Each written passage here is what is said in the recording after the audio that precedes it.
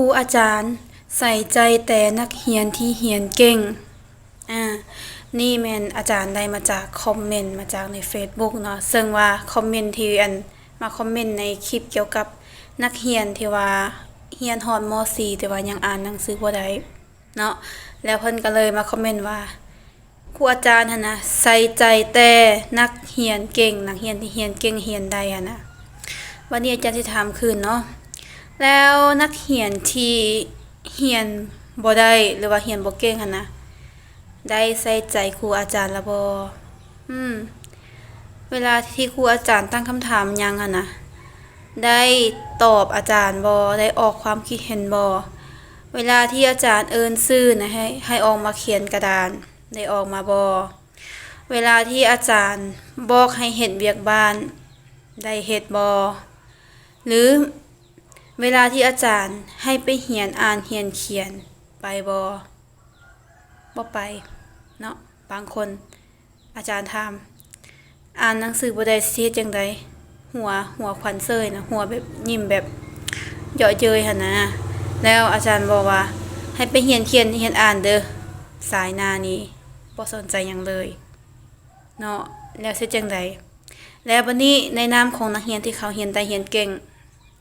เขาก็บ่ได้เรียนได้เรียนเก่งมาแต่เกิดพวกน้องเอ้ยเขาเจ้าก็เก่งแล้วก็ได้ย้อนมาจากที่ว่าเขาตั้งใจเรียนตั้งใจฟังครูอาจารย์เนาะและเวลาที่เขาบ่เข้าใจเขาก็มาถามครูอาจารย์อันนี้นักเรียนที่ว่าบ่ได้เด้อเห็นว่าแบบคืออาจารย์จะเป็นคนที่แบบว่าจะคือว่าแล้วครูอาจารย์ส่วนหลายมันจะจื้อนักเรียนที่ว่าอ่อนที่สุดแล้วก็เก่งที่สุดแม่นบ่นักเรียนกลางนี่มันจะอยู่ในระดับกลางเนาะแล้วอาจารย์จะพยายามบอกให้นักเรียนที่บ่ได้หั่นน่ะเฮ็ดนี่เฮ็ดนั่นแล้ววันนี้นักเรียนผู้นั้นหั่นน่ะเดี๋ยวนี้มันอย่าว่าเลยว่าสิมาถามอันบทเรียนที่ว่าบ่เข้าใจหั่นน่ะเห็นหน้าอาจารย์น่ะเพิ่นก็หลบหนีเพิ่นย้านว่าอาจารย์หั่นจะไปบอกเพิ่นให้เพิ่นเรียนหนังสือหรือว่าอีหยังก็แล้วแต่น่ะเพิ่นหลบหนีไปเลยเพิ่นบ่ได้สนใจหยังเลยเวลาเรียนเพิ่นก็พูนนั่งเบิ่งซื่อๆน่ะบางทีก็บ่สนใจหยังหนังสือก็บ่จดอาจารย์ให้จดบางทีก็มีข้ออ้างว่าอ่าบ่ได้เอาปึ้มมาเอาปึ้มผิดมาบ่มีบิ๊กบ่มีสอพวกน้องเอ้ยมาโรงเรียนหั่นน่ะมันต้องมีปึ้มมีบิ๊กมีสอเนาะก็คือเขาไปนาแหละมันก็ต้องมีจกมีส่วนมีไทยมีควายหยังไปตามนั้นเนาะแต่นี่บ่มีหยังเลยสมมุตินำบางคนน่ะบ่เข้าห้องน่ะสมมุติว่าคันเห็นอาจารย์เพิ่นว่าตัวอย่างว่าอาจารย์สิกดกาบ่สิให้เฮ็ดกิจกรรมต่างๆน่ะบ่เข้าห้องเลยขาดชั่วโมงนั้นคืออันเคยสอนเคยมีมาแล้วเนาะอาจารย์สิกดกาเด้อสิให้อ่านหนังสือให้เขียนถ้วยหยังประมาณนี้หั่นน่ะอยู่ที่บ่ได้หั่นแทนที่แบบสิไปเรียนฝึกเรียนเขียนบ่เพิ่นขาดเนาะเพิ่นย้านเอิ้นชื่อแล้วชั่วโมงหน้ามันจึงมาใหม่มันเป็นแบบนี้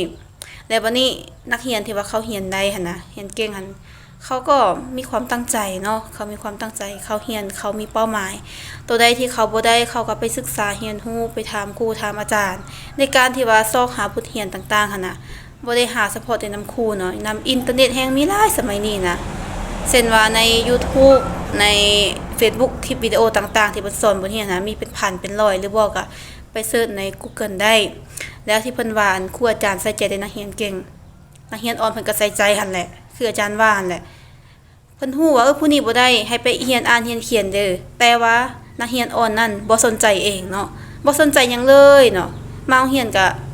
บางคนก็บ่ได้ก็บ่แม่นตังว่าเนาะมาเพื่อบ่อยากเฮ็ดเวียกเรือนนำพ่อแม่มาเพื่อหลีกเวียกหั่นน่ะมาแล้วก็มากินนี่กินนั่นบ่เข้าห้องมาลิ้นมาหยอกมาลิ้นมาม่วนมาซื่นซื่อๆหั่นน่ะแต่ว่าส่วนที่ว่านักเรียนที่เก่งอันนี้ก็บ่ได้เว้านั่นเนาะนักเรียนดีนักเรียนเก่งครูอาจารย์เพิ่นก็ต้องฮักอยู่แล้วเนาะก็คือว่าแหละคนเฮามันต้องฮักคนที่ว่าเห็นคุณค่าในตัวเองหั่นน่ะฮักคนที่ว่าใส่ใจเห็นคุณค่าในสิ่งที่ว่าอาจารย์ถ่ายทอดให้นักเรียนดีก็คือนักเรียนที่ว่ามีคุณสมบัติมีกิริยามารยาทนักเรียนเก่งก็คือนักเรียนที่เก่งในสายวิชาต่างๆเนาะอาจารย์ให้เฮ็ดหยังก็เฮ็ดซ้ำบ่นำก็ยังเป็นตัวแทนเป็นสิ่งนักเรียนเก่งในที่ต่างๆเนาะทั้งได้หน้าได้ตาของนักเรียนทั้งผู้ปกครองทั้งครูอาจารย์พร้อมแล้วมันไผสิบ่ฮักนักเรียนเก่งเนาะอาจารย์ถามได้ดูทุกคนแม่นฮักนักเรียนดีนักเรียนเก่งทั้งนั้นแหละแต่ว่าหลายคนทั้งบ่อยากเป็นนักเรียนดีบ่อยากเป็นนักเรียนเก่งเพราะว่าหยังเพราะว่ามันยากมันต้องได้ตั้งใจเรียนมันต้องได้ฟังความครูอาจารย์ มันต้องได้เรียนหนักเรียนหลายๆหั่นน่ะมันต้องได้มีความกระตือรือร้นแล้วก็มีความอดทนในการศึกษาเรียนนะมันก็เป็นแบบนี้แล้วก็อย่าว่าครูใส่ใจแต่นักเรียนเก่งนักเรียนบ่เก่งเพิ่นก็ใส่ใจนักเรียนเก่งเพิ่นก็ใส่ใจเพิ่นใส่ใจทั้งสองอย่างหั่นน่ะต่างแต่ว่าความอดทนของครูมันก็มีขีดจำกัดเนาะก็คือว่าแหละคนเฮาน่ะคันเฮ็ดดีนำให้ความช่วยเหลือคันบ่สนใจหลายเทื่อล่ะเพิ่นก็ปล่อยวางเนาะหรือว่าคันปล่อยวางบ่ได้เพิ่นก็ปล่อยเลยผู้นั้นหั่นน่ะตัวอย่างมันเรียนบ่ได้ก็ปาไว้หั่นให้มันตกอยู่หั่นน่ะบ่ได้ก็อย่ามันหั่นน่ะเพราะว่าเพิ่นได้เฮ็ดเต็มที่แล้วเพิ่นก็บอกเต็มที่แล้วก็คือว่าแหละคนเฮาคันบ่อยากไปหั่นน่ะบ่อยากก้าวหน้าหั่นน่ะเอาเสือกมาดึงไว้มันก็บ่ไปมันก็อยู่อย่างนั้นน่ะสิให้คนอื่นมาดึงไปมันก็หนักสำคัญก็แม่นโตวของผู้เรียนเองเนาะฝากเอาไว้ให้คิดเด้อน้องๆ